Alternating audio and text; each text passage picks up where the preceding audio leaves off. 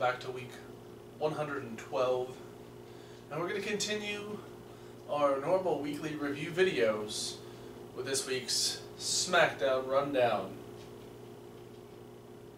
So, what matches happened? Or what happened in general? Well, like we said yesterday, WWE had a good week last week, and they decided to royally fuck themselves this week. Yeah, it's kind of like they said, hey, remember all this good stuff we were doing last week? Let's disappoint people. Yeah. So, we started with, more of the, kind of setting the tone of the show with some backstage segments where Daniel Bryan and Shane were reviewing what happened last night at Raw when Randy Orton RKO'd Brock Lesnar. Shane's like, are you proud of yourself? Because that was stupid, and now Brock's going to come get you. And Orton's like, meh. It looked kind of cool, didn't it? I'm kind of cool with it. So the security was ramped up for the rest of the night to make sure that Brock Lesnar didn't attack Randy Orton. And if you don't believe them, they said it about 8 times during the show. Yes. And then also there was a talk between The Miz and Daniel Bryan about how Daniel Bryan didn't want The Miz on SmackDown, he just wanted the Intercontinental title. Yeah. And that there's a triple threat match to determine who will face The Miz for the Intercontinental Championship. A new era triple threat. Yes. In which Apollo Crews, Kalisto, and Baron Corbin will be in a triple threat match, and that's our first match. But before we got there, we had Dean Ambrose being an asshole. Yeah, he decided to be really condescending to Dolph Ziggler. And that's not really cool. I feel like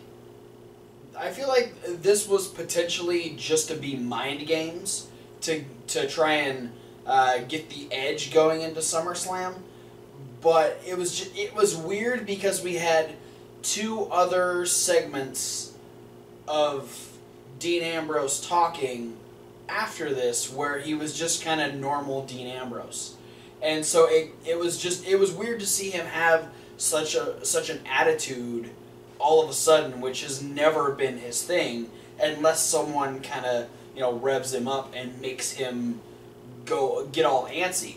So he just all of a sudden starts attacking Dolph Ziggler. The bright side is Dolph Ziggler had one of the best promos he's ever had. Yeah, he got real fired up real quick. So maybe that was the thing. Maybe they just told Dean to go out and say stuff just to get a rise out of Dolph Ziggler, which was good in that sense. And then it gets weird again because, after Dolph Ziggler says all these things he's going to do at SummerSlam, he's going to become WWE Champion, Dean Ambrose says, no, you're not. You're not going to do any of that. He walks away. Lights go out. He gets attacked by Bray Wyatt. And Bray Wyatt challenges Dolph Ziggler to put his #1 contendership on the line, which Dolph Ziggler accepts. So now we have our main event. If Bray Wyatt wins, he takes Dolph Ziggler's place at SummerSlam. Yeah, Ziggler feels like he's got something to prove. Yeah. But our first match is the triple threat match deciding who will face The Miz for the Intercontinental title. An entertaining match all the way through. Yeah, it's crazy how I feel like there aren't very many people that I think Baron Corbin has a good chemistry with, but he felt like he had a really strong performance in a triple threat match. Yeah, which usually is harder to look good in a triple threat match. Right, and it worked because we had it was interesting because we had the big brawler, we had the tiny luchador, and then the guy in the middle that could do both. Yeah. Which made it a really cool dynamic between the 3 of them. And right off the bat, there it was just Corbin trying to take them both on, and both of them just flying all over the place. And then when it was just Apollo and Kalisto, Apollo was playing the power game, and then Corbin would get back in and dominate them both. And it was a good little transition in between each time they tried to switch up who was in the ring. Unfortunately, they felt the need to end this with a roll-up. Yep. We talked about this last night. We don't need roll-ups. especially for a #1 contendership. Like this is like a big profile thing. Like unless you're gonna like start doing, unless you're gonna say, hey, you know, Baron Corbin was never involved, and so he deserves another chance. By the way, Apollo Crews rolled up Kalisto, so. And I find this to be a weird thing that WWE's been doing with their booking. I guess just in the last day and a half. Last 24 hours. That the big black guys are going to win all their matches with roll-ups. Yeah, because Big E and Titus O'Neil both did roll-ups to win their matches on Raw. So who's on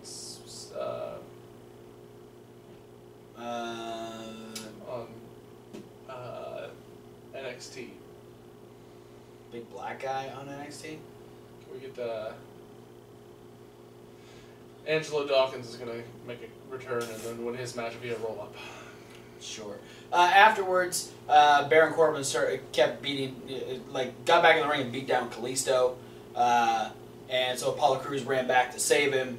And then Miz came in and because he's a little bitch.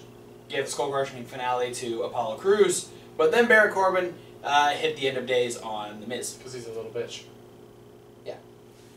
Then we find out that Eva Marie is lame. Oh, wait, no, we already knew that.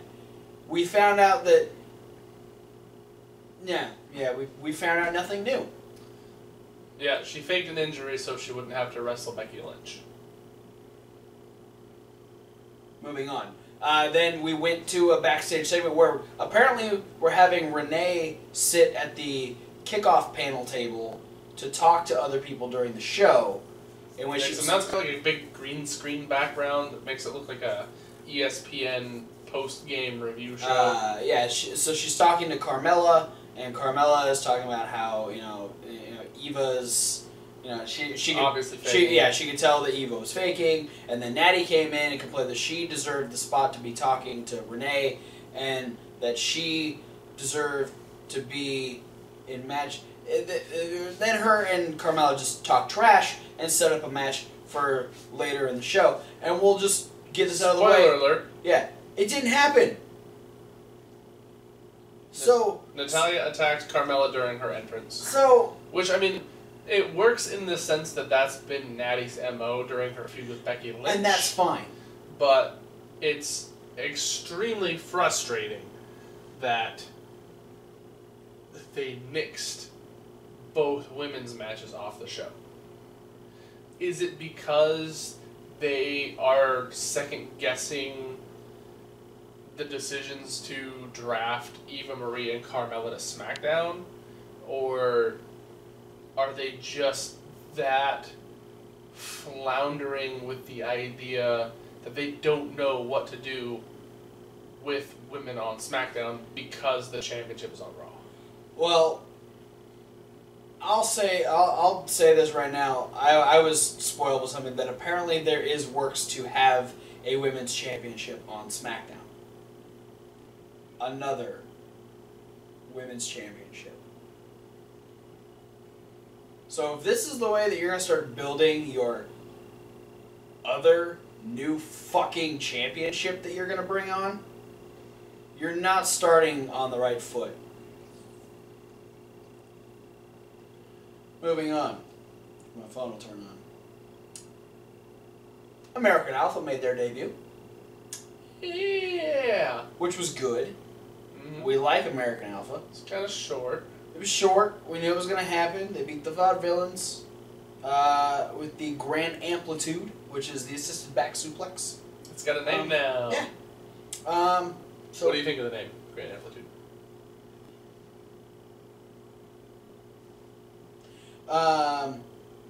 Then... No, you're not going to tell me. I thought you were talking to Finn. I'm talking to you. That's Finn. You're looking directly at Finn's dick right now.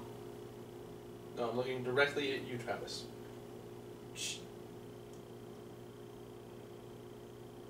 What was your question? I don't. What do you think of the name Grand Amplitude? It works. I don't know what it means. Better Better or worse than Shatter Machine? Oh, better than Shatter Machine, definitely. Alright. Better or worse than the, oh god. I don't remember what they call Enzo's thing now. Oh, the Air Enzo. That's what I call it. Or the Amore Missile. Either one. We had AJ Styles cut the worst promo of his life. Maybe not the worst. Yeah, maybe not the worst of his life. Definitely the worst since coming into WWE. Yeah, probably the worst that I've seen in the last few years. And yeah, the weakest promo since he's turned heel. I do have a theory about this. I feel like the reason his promo was so bad was because he heard John Cena practicing his promo in the back and went, "There's no way I can match that, so I'm not even gonna try." Because John Cena was on fucking fire with his promo. Yes, he was very stereotypical babyface, doing it for the love of the thing. It's good. It's a John Cena thing, and it sets up that they're gonna have their one-on-one match at SummerSlam. Except I kind of feel like he botched his own catchphrase.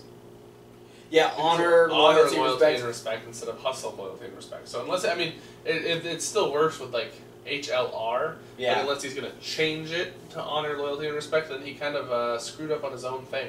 Yeah, maybe. That is all over almost all of his merchandise. I don't buy John Cena stuff, so it doesn't bother me. He can call it whatever the fuck he wants. Then, hose, licorice, and race cars.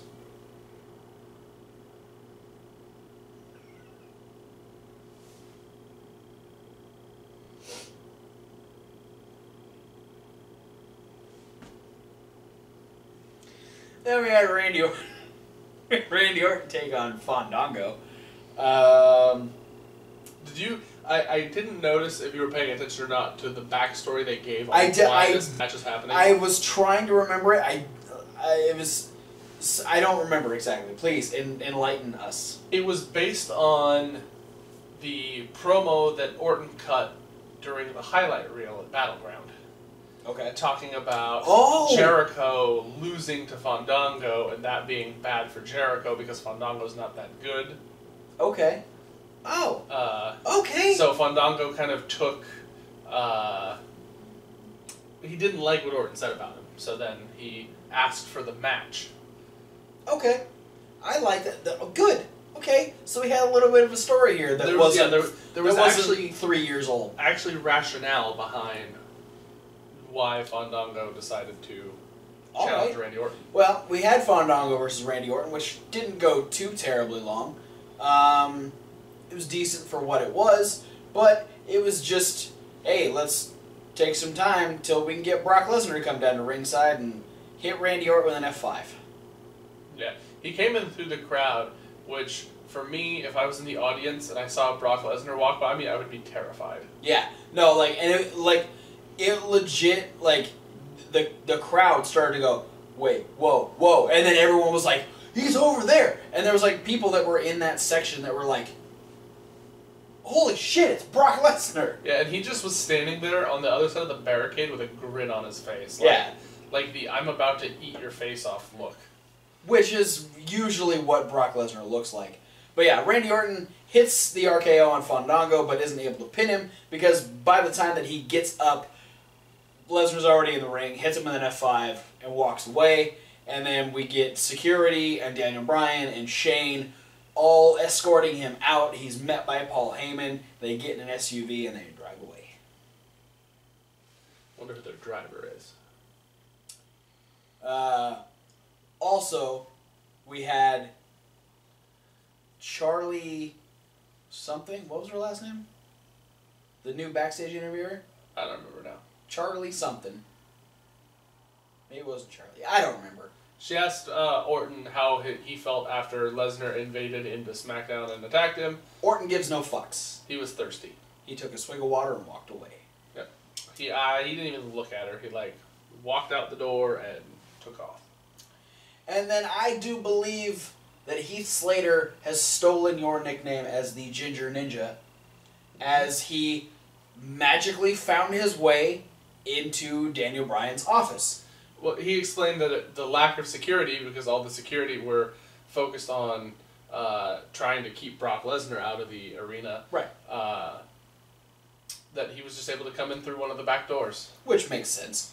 And he's trying to get his spot on SmackDown again. And Daniel Bryan's like, okay, how about we give you a match next week, and if you win your match, then maybe you can earn your way to a SmackDown Live contract. And Slater's like, there you go, that's perfect. Who's my opponent? Then he got gored again. Yep.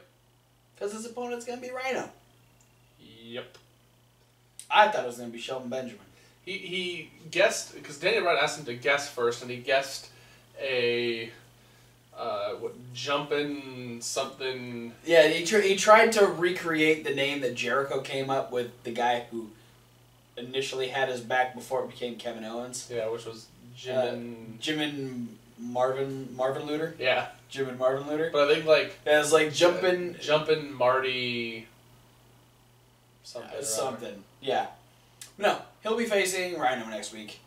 I like how Rhino gored him so fast, and then he popped up out the side of the screen with a big old grin on his face. And Daniel Bryan's like, actually, it's Rhino.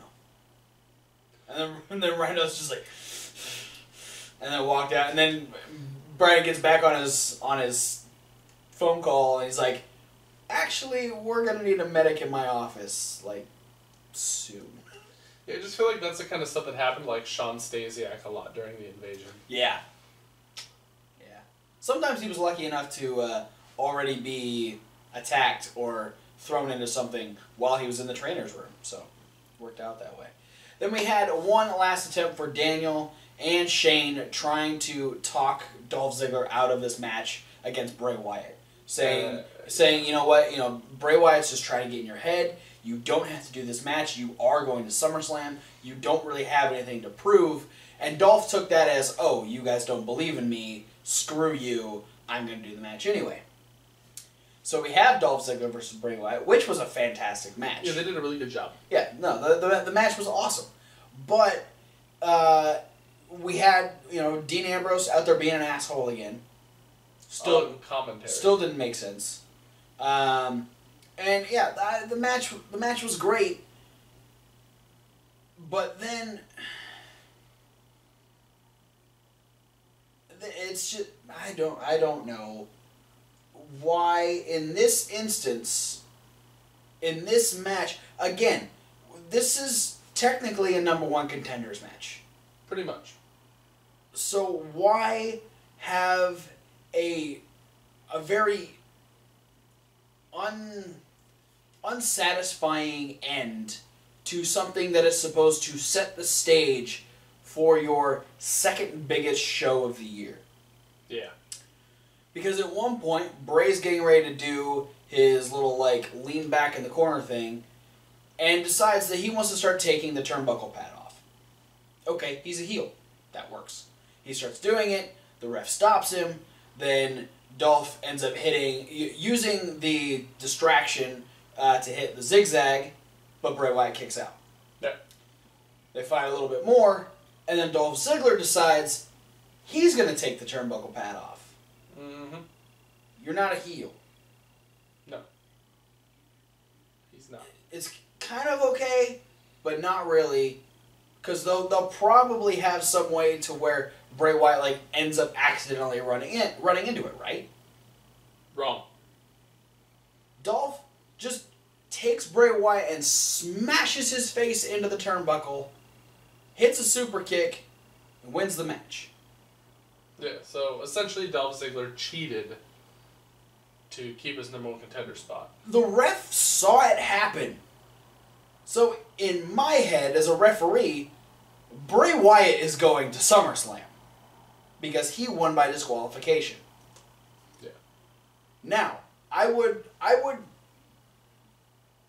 excuse this if Bray Wyatt had actually been the one to take the turnbuckle pad off, but the fact that Dolph Ziggler did it means that Dolph Ziggler should have gotten the disqualification.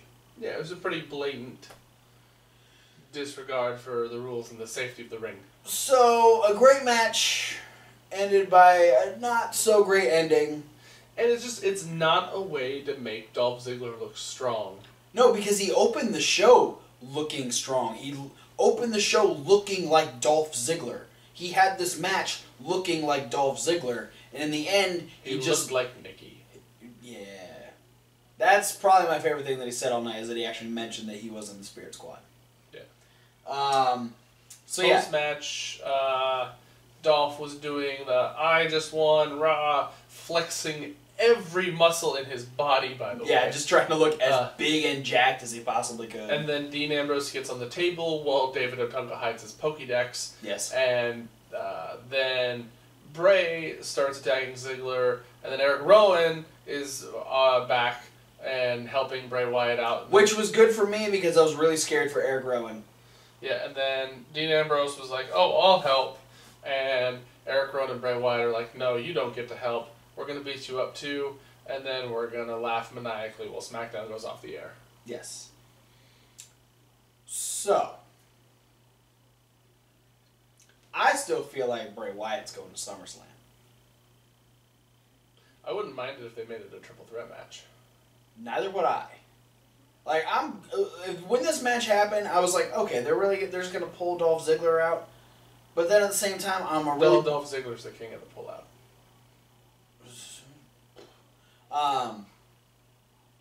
I wouldn't be upset if Bray Wyatt was gonna take it, because I do really like Bray Wyatt. If they make this a triple threat, that'll be fucking cool, just to make it different from the Raw match.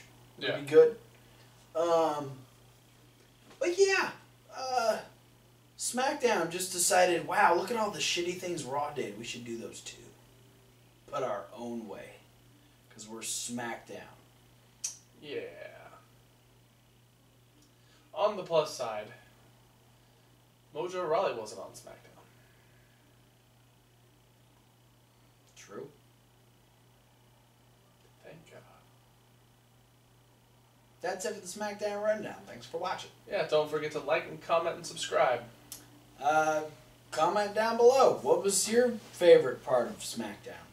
What was your least favorite part of SmackDown? Probably going to be a lot more of those. Click all the links down in the description. They'll send you all of our different social medias. Yeah, we have lots of them platforms like Facebook, Tumblr, Instagram, Reddit, Twitter, and our emails. There's 2 of those. And we've got the SoundCloud link, which will let you listen to this along with the other 4 weekly review shows, or the other 3 weekly review shows that we do in podcast form over on SoundCloud. Exactly. And for those of you that are listening to the podcast, thank you for that, by the way. If you want to check out it's picking up steam a little bit. Yeah, if you want to check out the other content we have that doesn't make the podcast, check out the YouTube link down in the description, because not only will you get our regular 4 reviews every single week, but this week you get a couple extra videos, because we're going to have the CWC, probably going to have a top 5. We might even have an extra video happen at the end of the week sometime. You never know. And you won't get those in podcast form. So check out the YouTube. For those of you checking out YouTube, check out the podcast. Thanks for watching and listening, and we'll see you at whatever video you decide to watch next. Why have you been staring at me the whole time? What are you talking about?